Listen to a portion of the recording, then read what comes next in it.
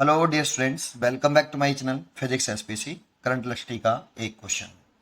To batteries of EMF 12 volt and 13 volt are connected in parallel across a load 10 ohm resistor. The internal resistance of the two batteries 1 ohm and 2 ohm respectively. The voltage across the load lies between चार choice रखी है। Solution सबसे पहले diagram बनाइए बेटा। दो battery हैं, एक 12 वोल्ट की है और इंटरलेशंस इसका 1 ओम है ना। ये बना सकते हो ऐसे छोटा सा। और एक सेल है आपका 13 वोल्ट का, इसका इंटरलेशंस 2 ओम है। और इन दोनों को पैरेलल में कनेक्ट किया गया है और इसको एक लोड से जोड़ दिया है इस तरीके से। ये लोड हो गया आपका और इसका वैल्यू रखिए 10 ओम। इसी के क्रॉस कितना पोटेंशियल डिफरेंस होगा 10 ओम के क्रॉस वो पूछा है। देखो इसे E1 मान लो, ईएमएफ, इसको E2 मान लो, ये R1 हो गया, ये R2 हो गया और ये दोनों सेल पैरेलल कॉम्बिनेशन में लगे हैं ऐसा बोला है। तो इसका की कंसेप्ट ये है कि अगर दो सेल या दो से अधिक cell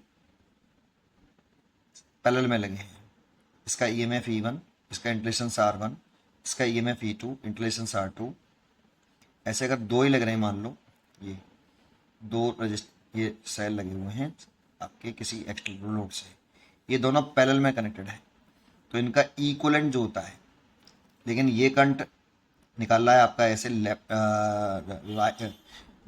to right to left और ये करंट भी निकालना है किधर, राइट टू लेफ्ट, दोनों एक ही डायरेक्शन में करंट निकालने हैं।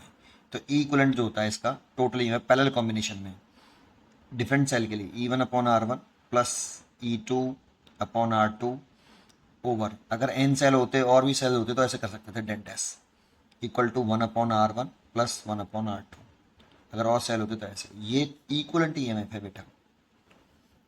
और जो इंटरलेशंस हैं ये भी पैरेलल में लगे हुए हैं तो 1/R equivalent 1/R1 plus 1/R2 ऐसे निकाल सकते हो आप इसको। ये कंसेप्ट है। तो आप एक काम करिए, पहले इन दोनों सेलों का कॉम्बिनेशन करके इक्वलेंट निकालिए। तो दोनों सेलों को कॉम्बिनेशन करके दोनों सेल इसी डायरेक्शन में करंट निकाल लें, इसीलिए ई इक्वलेंट निकालिए और आर इक्वलेंट निकालिए। इन दोनों का कंबाइंड करके ऐसे डायग्राम बना लीजिए बेटा। ये लगा हुआ है आपका 10 ओम, आर इक्वल टू 10 है ना। तो वो इससे निकाल लीजिए E equivalent. E1 12/1 plus E2 13/12 divide by 1/1 plus 1/2।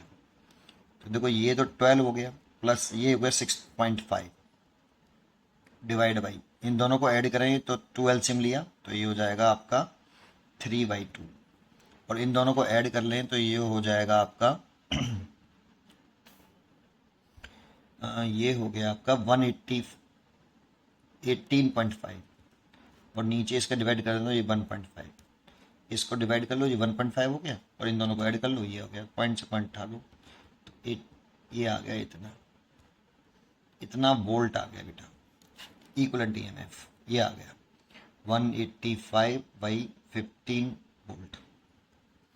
Are equivalent अब निकाल लो तो 1/R equivalent equal to 1/R1 कितना है 1 है और R2 कितना है 1/2।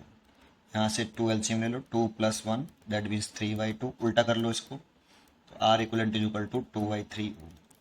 तो ये आ जाएगा 2/3 ओम।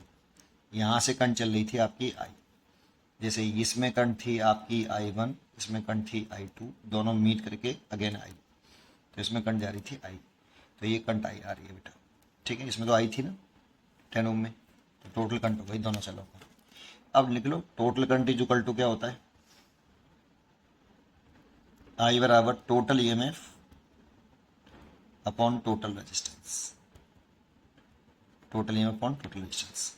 तो देखो टोटल ईएमएफ तो आपका ई इक्वलेंट हो गया ओवर टोटल रेजिस्टेंस। देखें तो देखो ये करंट सेम जा रही है, इन दोनों में करंट सेम है, इसमें और इसमें, तो ये दोनों सीरीज में हो गए बेटा। Resistance end to end connected है और करंट सेम है तो सीरीज में हो गई।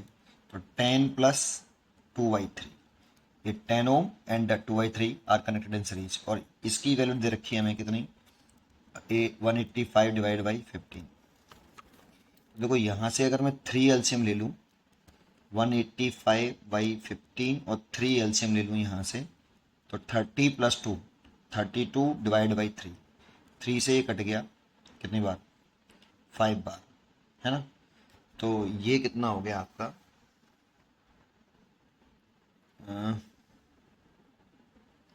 5 से ये काट लो, 5 से ये काट लो, तो ये हो जाएगा 37, 5 से 185 37, और ये नीचे 32, इतने एम्पेयर करंट आ गई, 37/32 एम्पेयर करंट आ गई।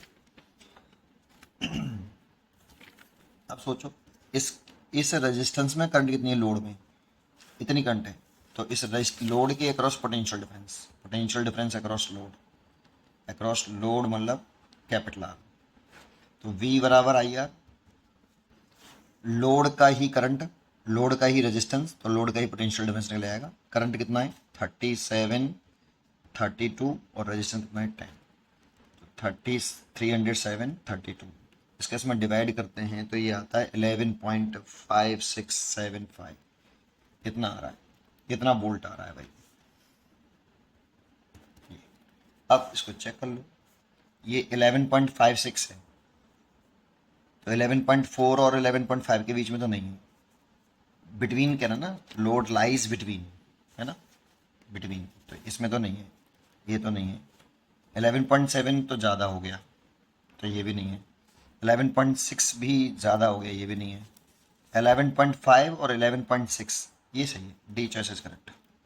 अच्छा, इस क्वेश्चन को हम एक तो ऐसे कर सकते थे, इसमें मैंने combination of parallel combination of 2 cell मतलब फॉर्मूला लगाया है, और एक इसे हम KCL लॉ से और कर सकते हैं, किरचॉफ करंट लॉ से। शायद मैं उसके भी एक वीडियो बनाऊँ आपको, पढ़ते रहिए और खुश रहिए।